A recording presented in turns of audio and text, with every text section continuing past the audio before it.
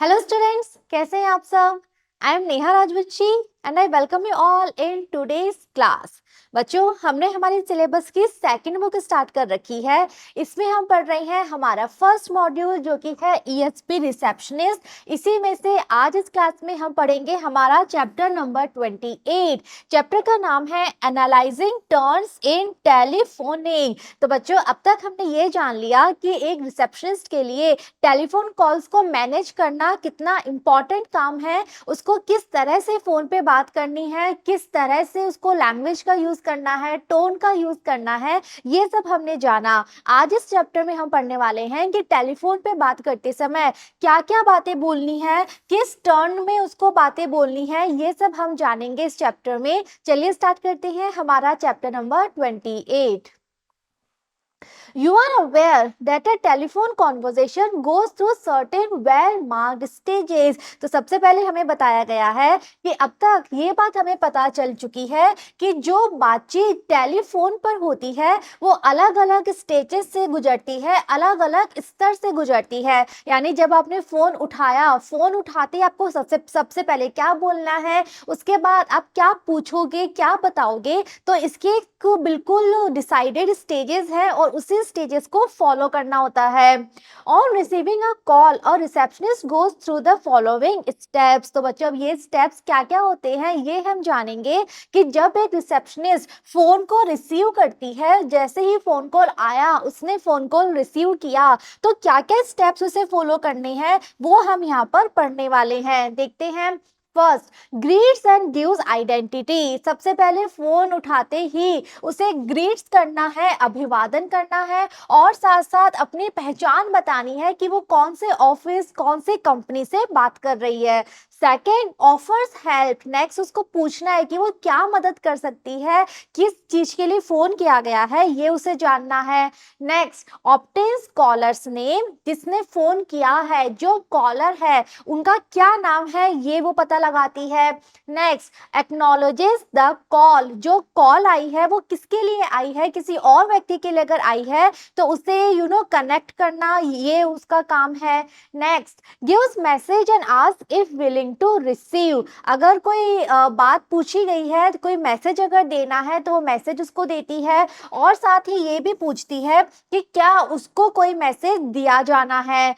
Connects the parties. दो जो अलग अलग पार्टीज हैं उनके लाइंस को वो कनेक्ट करती है। अपोलोजाइजेस टू द कॉलर। अगर कॉलर जिस व्यक्ति से बात करना चाहता है वो व्यक्ति अगर अवेलेबल नहीं है तो रिसेप्शनिस्ट को अपोलोजाइज यानी माफी मांगनी पड़ती है, वो आई एम सॉरी बोलती है। Takes down a message. और उसके बाद कॉलर अगर कोई मैसेज देना चाहता है तो रिसेप्शनिस्ट को वो मैसेज नोट डाउन करना होता है, लिखना होता है।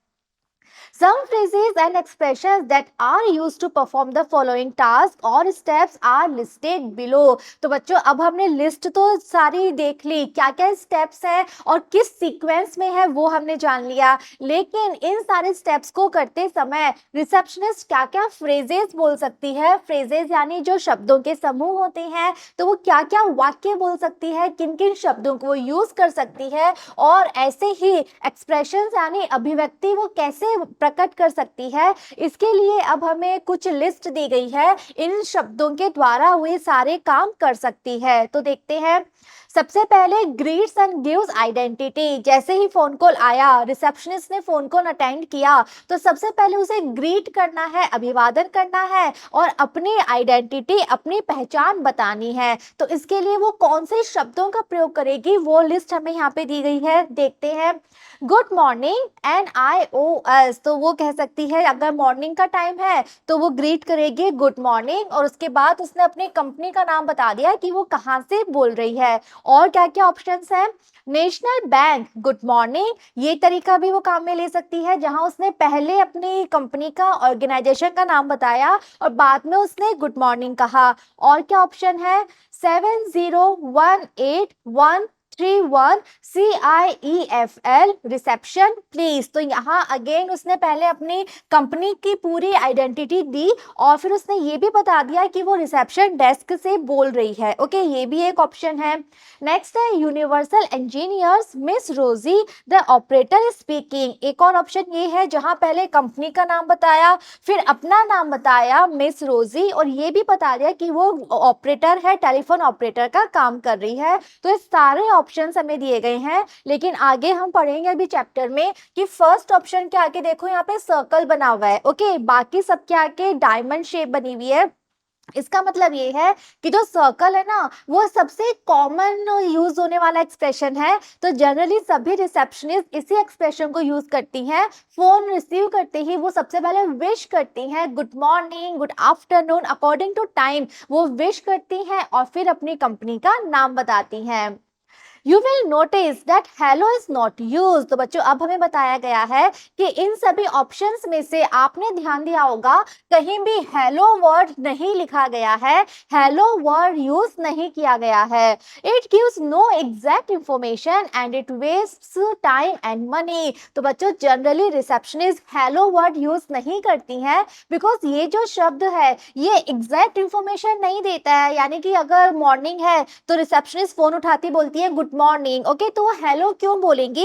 बिकॉज एग्जैक्टली हमें कुछ नहीं पता चलता है हेलो वर्ड से, और इससे टाइम भी वेस्ट होता है, मनी भी वेस्ट होता है। तो डायरेक्टली वो ग्रीट करती हैं, वो हेलो जनरली नहीं बोलती हैं।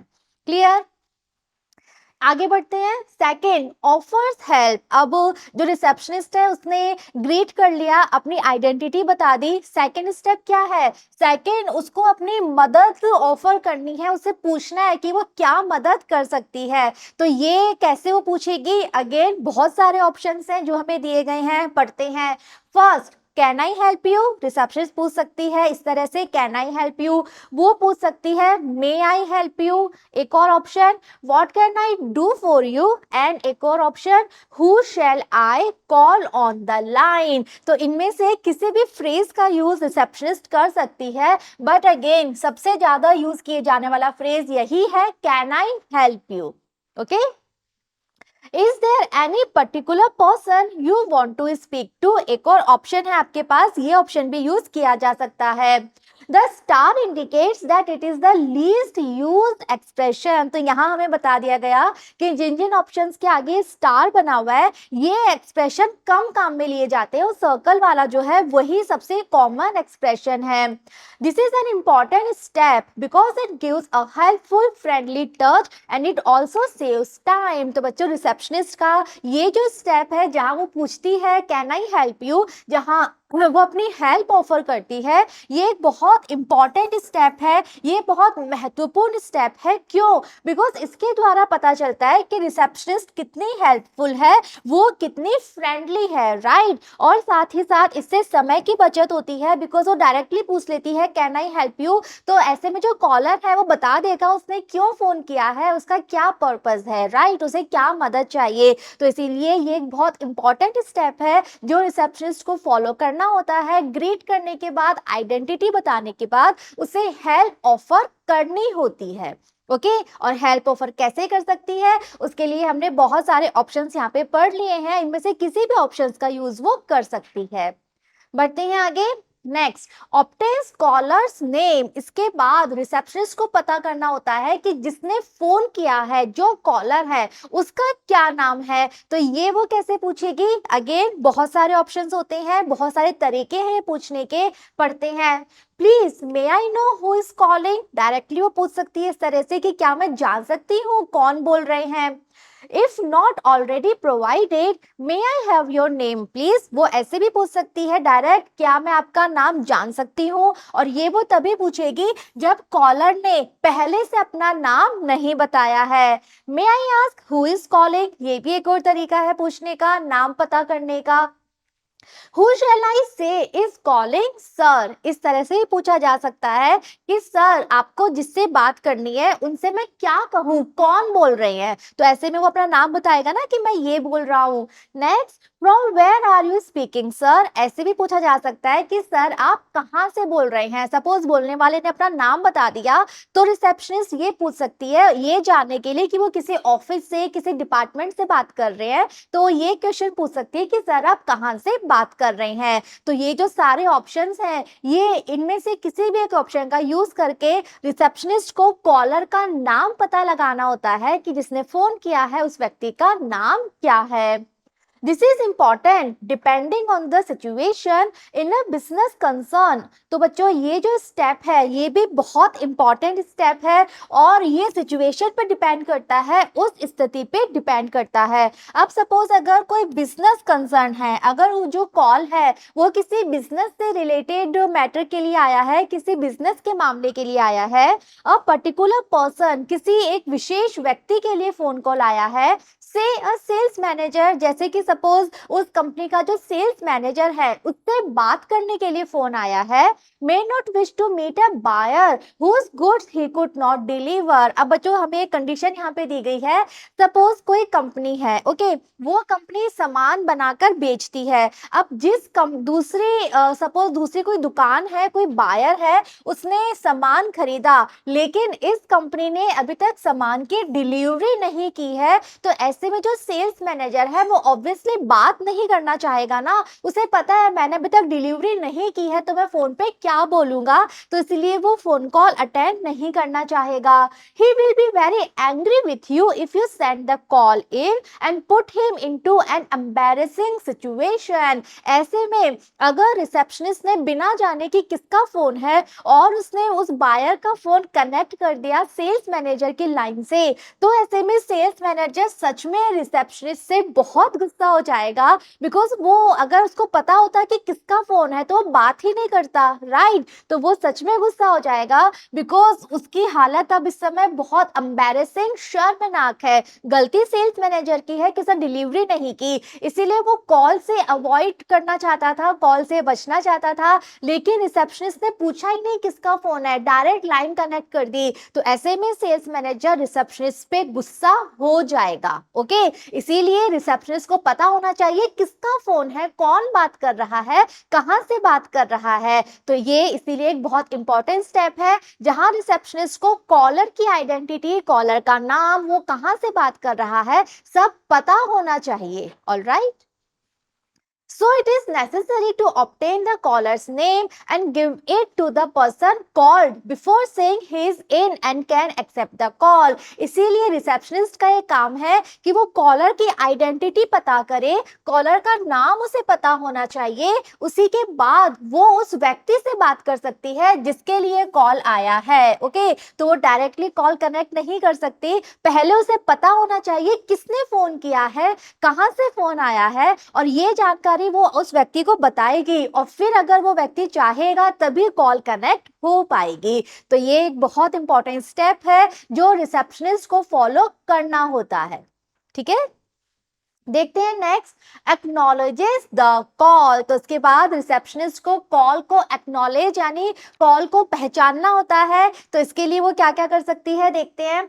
Hold the line please, suppose वो इस तरह से डायरेक्टली कह सकती है कि आप थोड़ी देर वेट कीजिए, मैं लाइन कनेक्ट कर रही हूँ, please hold on the line, I will find out if mister और मिस इज इन। तो जो कॉलर है उसने फोन करके बोला है कि उसको एक पर्टिकुलर व्यक्ति से बात करनी है, किसी विशेष व्यक्ति से बात करनी है, तो रिसेप्शनिस्ट को पहले पता करना पड़ेगा कि वो व्यक्ति ऑफिस में इस समय है या नहीं, तो उसको फोन लाइन होल्ड पे रखनी पड़ेगी। तो वो इस तरह बोल सकती है, please hold on the line, I will find out, मैं पता लगाती हूँ, मैं देखती हूँ कि जिस मिस्टर या मिस से आपको बात करनी है क्या इस समय वो ऑफिस में है या नहीं। Would you hold the line a moment sir और मैडम, वो ऐसे भी बोल सकती है, बहुत ही पोलाइट वे है ये बोलने का कि सर या मैडम जो भी फोन कर रहे हैं क्या आप 1 मिनट के लिए लाइन होल्ड करेंगे, okay. I will put you through in a minute, इस तरह से भी वो कह सकती है कि 1 मिनट में मैं वापस आपसे बात करती हूँ, thank you, I will ring mister for you, ये भी एक ऑप्शन है बोलने का। May I tell mister who is calling. Okay, तो इनमें से किसी भी ऑप्शन का यूज रिसेप्शनिस्ट कर सकती है, बिकॉज अगर कॉलर किसी विशेष व्यक्ति से बात करना चाह रहा है, किसी विशेष व्यक्ति के बारे में जानना चाह रहा है, तो ऐसे में रिसेप्शनिस्ट को उस कॉलर को कुछ समय के लिए होल्ड पे रखना पड़ेगा, तभी वो उस व्यक्ति के बारे में पता लगा पाएगी। तो होल्ड पे रखने के लिए इनमें से किसी भी ऑप्शन का वो यूज कर सकती है। If the concern party is in, अब बच्चों जो कॉलर है उसे जिस व्यक्ति से बात करनी थी वो व्यक्ति अभी अगर ऑफिस में है, वो व्यक्ति अगर अभी अवेलेबल है, अगर अभी वो व्यक्ति बात करने के लिए उपलब्ध है, तो gives message and asks if willing to receive। अब सपोज किसी दुकान से किसी व्यक्ति ने फोन किया है और वो कंपनी के सेल्स मैनेजर से बात करना चाहता है। रिसेप्शनिस्ट ने क्या किया, उसने सेल्स मैनेजर को ये मैसेज दिया कि उस दुकान के उस व्यक्ति का फोन है, और फिर वो पूछेगी सेल्स मैनेजर से कि क्या सेल्स मैनेजर उस व्यक्ति से बात करना चाहता है। ओके, अगर सेल्स मैनेजर हाँ बोलेगा ना, तभी वो लाइन कनेक्ट होती है। तो देखिए, mister from wants to speak to you sir, shall I send the call in. तो अब रिसेप्शनिस्ट सेल्स मैनेजर से कैसे पूछेगी, वो पूछेगी कि ये जो मिस्टर जो कॉलर है उनका नाम वो बताएगी, बिकॉज उसने नाम पहले पता कर लिया है, तो बताएगी कि सर ये मिस्टर आपसे बात करना चाहते हैं, क्या मैं कॉल कनेक्ट कर दूं। Mister is on the line, shall I hand in the call. वो ऐसे भी बात कर सकती है कि ये मिस्टर अभी लाइन पे हैं, क्या मैं वो लाइन आपको कनेक्ट आपके लाइन से कर दूं। There is a local call from sir madam, can I take it now, ये भी एक ऑप्शन है जो रिसेप्शनिस्ट यूज कर सकती है। देयर इज एन एसटीडी और लॉन्ग डिस्टेंस और आउट स्टेशन कॉल फ्रॉम, अब बच्चों अगर सपोज वो कॉल कहीं और से आई है, किसी और दूसरे स्टेट से आई है, तो उसको बताना पड़ेगा कि वो कॉल कहाँ से आई है। ओके, अगर उसी टाउन उसी सिटी से है तब तो वो क्या बोलेगी, लोकल कॉल है। ओके, और अगर किसी दूसरे सिटी से किसी दूसरे स्टेट से है तो उसके अकॉर्डिंग वो बताएगी कि कहाँ से आई है। नेम ऑफ द पर्सन, वो पर्सन का नाम भी मेंशन करेगी। Shall I connect it right now, और फिर पूछेगी कि ये जो कॉल है क्या मैं आपकी लाइन से कनेक्ट कर दूं, क्या आप इस व्यक्ति से बात करना चाहेंगे अभी। ओके, तो ये इस तरह से रिसेप्शनिस्ट को पहले कॉलर की सारी इंफॉर्मेशन नोट डाउन करनी होती है, उसके बाद रिसेप्शनिस्ट उस व्यक्ति को सारी इंफॉर्मेशन देगी जिसके लिए फोन आया है, और अगर फिर वो व्यक्ति हाँ बोलेगा, अगर वो व्यक्ति सच में बात करना चाहेगा, तब रिसेप्शनिस्ट कॉल कनेक्ट कर पाती है। Alright, shall I hand in mister's call just now, इस तरह से भी वो पूछ सकती है कि क्या इन व्यक्ति की कॉल मैं आपकी कॉल से कनेक्ट कर दूं। ठीक है, कनेक्ट द पार्टीज, अब अगर उन व्यक्ति ने कह दिया कि हाँ आप लाइन कनेक्ट कर दो, मैं बात कर लेता हूँ, तो रिसेप्शनिस्ट दोनों पार्टीज को कनेक्ट कर देती है, दोनों पार्टीज की कॉल को कनेक्ट कर देती है। Mister miss is on the line, please speak on mister caller. अब बच्चों रिसेप्शनिस्ट ने उन व्यक्ति से तो पूछ लिया, सेल्स मैनेजर से पूछ लिया, और वो बात करने के लिए तैयार है, तो अब रिसेप्शनिस्ट कॉलर को बताएगी ना कि यस वो लाइन पे है, आप बात कर लीजिए। तो अब रिसेप्शनिस्ट कॉलर को कैसे बताएगी, वो बताएगी मिस्टर और मिस, यहाँ पे मिस्टर मिस वो हैं जिनसे कॉलर बात करना चाहता था, तो रिसेप्शनिस्ट बताएगी कि ये जो मिस्टर हैं जिनसे आपको बात करनी थी वो अभी लाइन पे हैं, अब आप इनसे बात कर सकते हैं।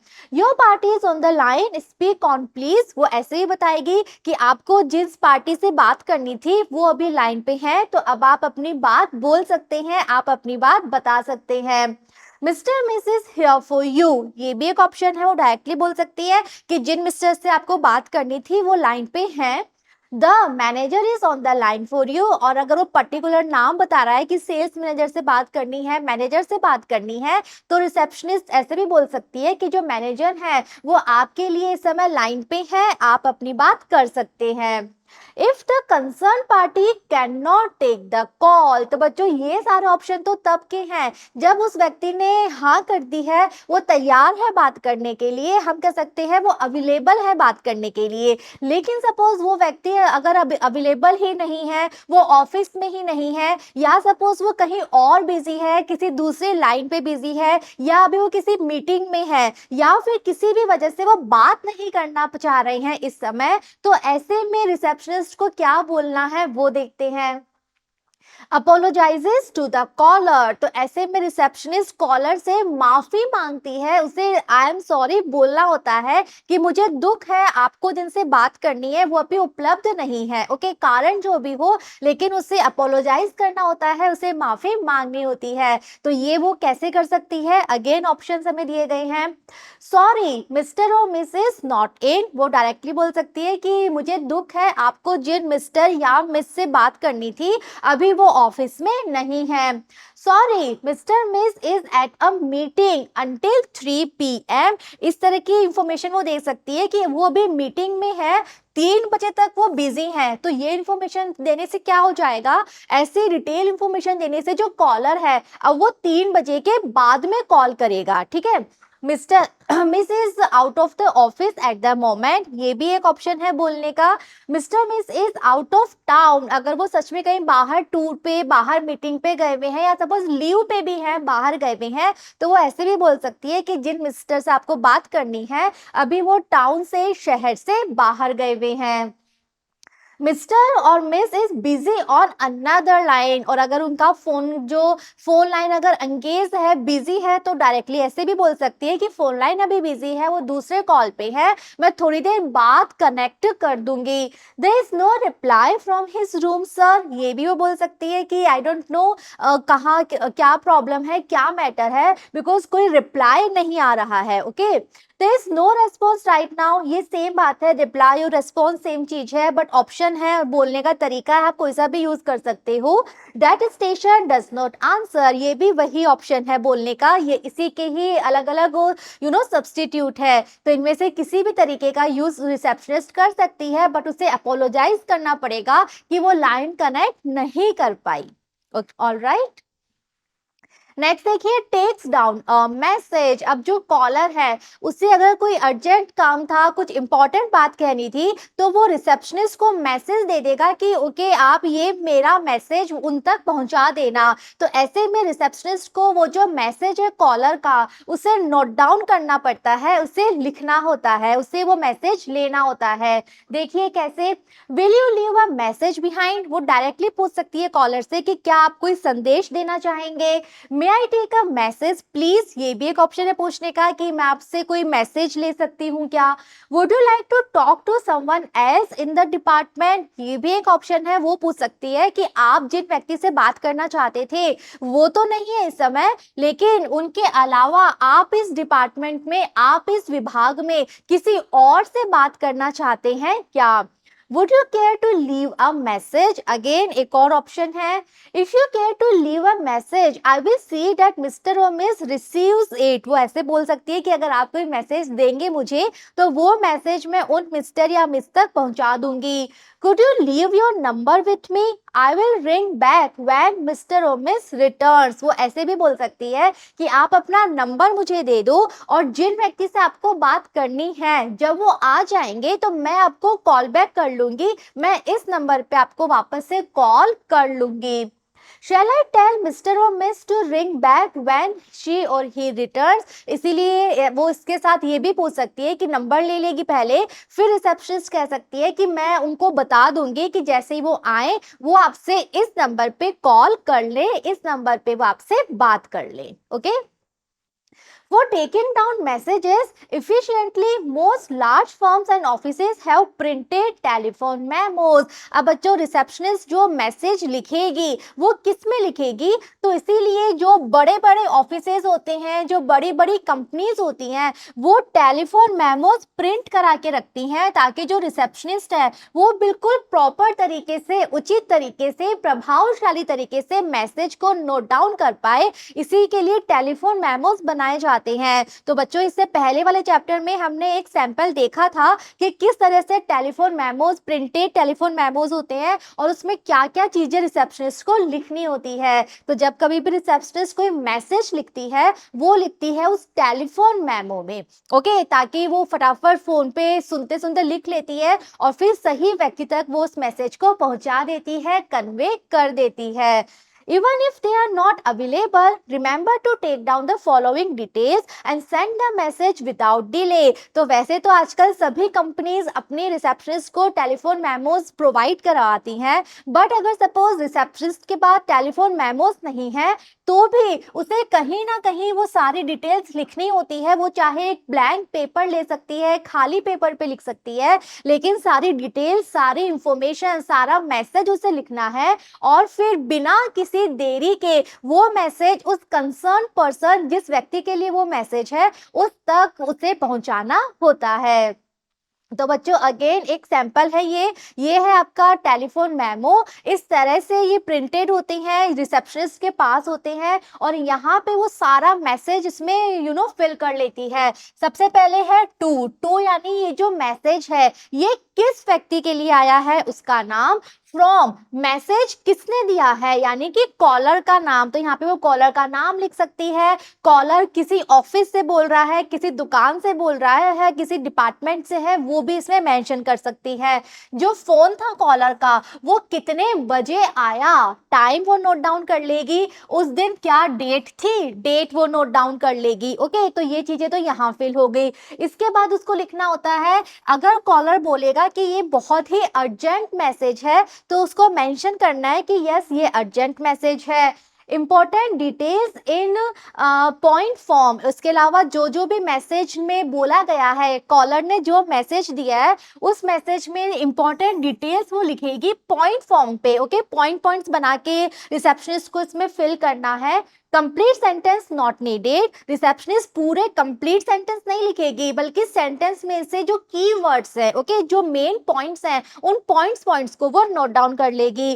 कॉमन शॉर्ट फॉर्म अलाउड, और इस तरह के मैसेजेस में शॉर्ट फॉर्म अलाउड है बिकॉज रिसेप्शनिस्ट फोन पे बात करते करते मैसेज नोट डाउन कर रही है ना, तो उसको कंप्लीट सेंटेंस लिखने की आवश्यकता नहीं है, ओनली की पॉइंट्स लिखने हैं। और बड़े बड़े वर्ड से बचने के लिए वो वर्ड्स के शॉर्ट फॉर्म लिख सकती है। ओके, और लास्ट में उसको लिखना होता है कि उसका क्या नाम है, बिकॉज ये जो मैसेज है ये मैसेज किसने लिखा है, तो वो अपना नाम और वो क्या है, वहां पे रिसेप्शनिस्ट है, ऑपरेटर है, उसे भी वो मेंशन कर सकती है। तो इस तरह के टेलीफोन मेमोज होते हैं। आजकल जितनी भी कंपनीज है, फर्म्स है, ऑफिसेज है, वहां पे जो काम करने वाले रिसेप्शनिस्ट होते हैं उनके डेस्क पे अवेलेबल होती हैं। जैसे ही फोन कॉल आया, जैसे ही कोई मैसेज आया तो इसमें वो नोट डाउन कर लेते हैं।